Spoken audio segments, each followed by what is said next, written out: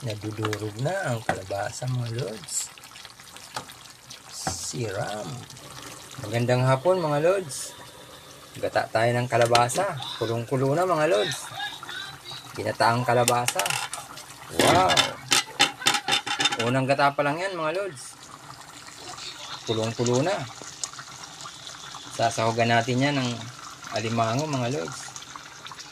Ito ang alimango mga lods. Yung nilaga ko kanina. Yan. Sakto nga mga lods. Oh.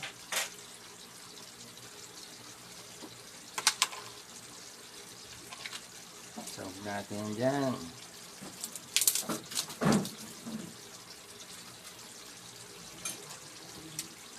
Wow. Wow.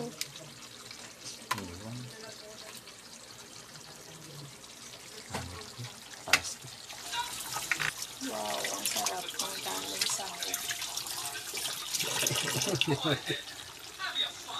Ito pa yung natira. Lulutuin ko yun sa butter.